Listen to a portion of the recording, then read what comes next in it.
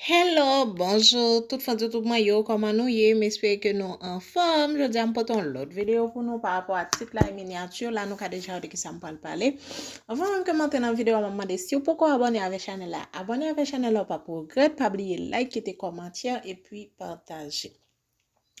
Oui, nous avons dit, yon maman, li ka continuer bay tete, même si li ta arrivé enceinte. Parfois, question ça a toujours surgi, mon a posé question ça yo, est-ce que si m'enceinte m'ka continuer bay ti mon nan tete. Ouais, parole ça a toujours fait en pile par en pile, je dis ya, m'vini avec vidéo ça pour nous capable découvrir vérité ya.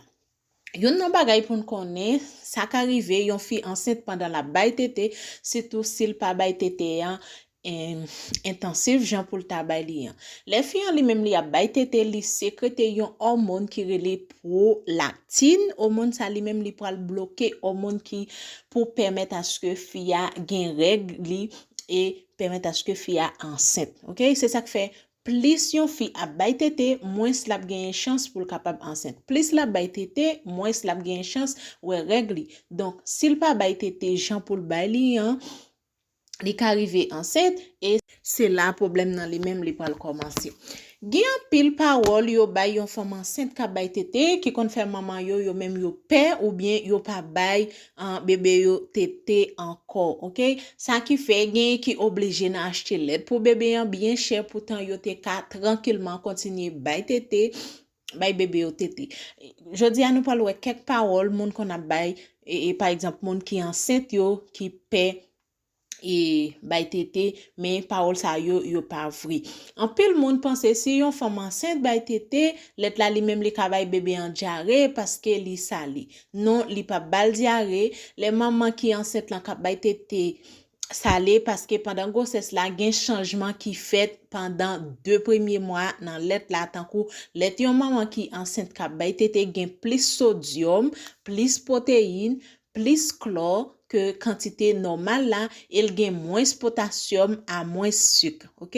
À cause de quantité sodium qui augmente et quantité sucre qui baisse let la li même li gagne goût salé. Gen bébé qui kon refuse tete dans moment ça cause de goût let la qui salé a, mais nous pas besoin pe let ça li pas affecter bébé la jeune tout ça le besoin normalement ni li pas bali diarrhée.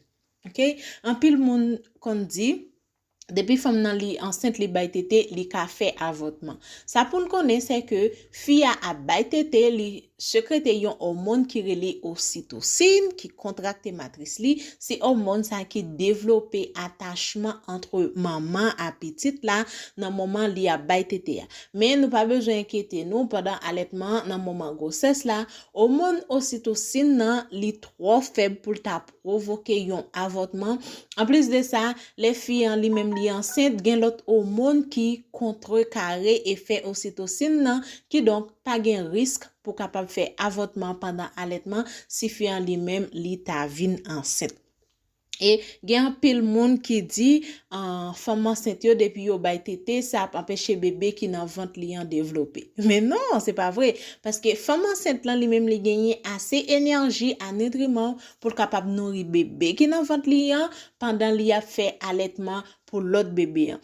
Mais fon connaît yon fille qui a bay tete pendant l'enceinte besoin en pile nutriments parce que kol besoin énergie ni pour bébé qui nan ventre li ni pour production lait là qui donc yon enceinte ka bay tete li doit prendre manger qui riche en fer, en vitamines, en protéines et en numéro et faut li boire en pile l'eau. OK?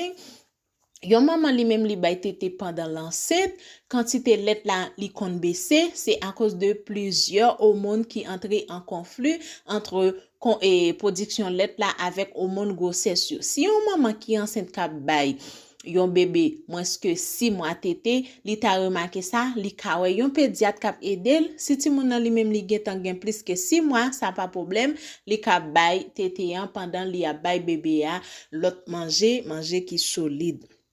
Et puis, kounya en pile nan nous ka ap mande qui ça qui a passé dans lettre là, les mamans li même li fin accoucher. Eh bien lettre là li même li a retourner prend composition normalement, nous a retourner joindre colostrum nan qui très enrichissant pour nouveau-né ka protéger contre infection.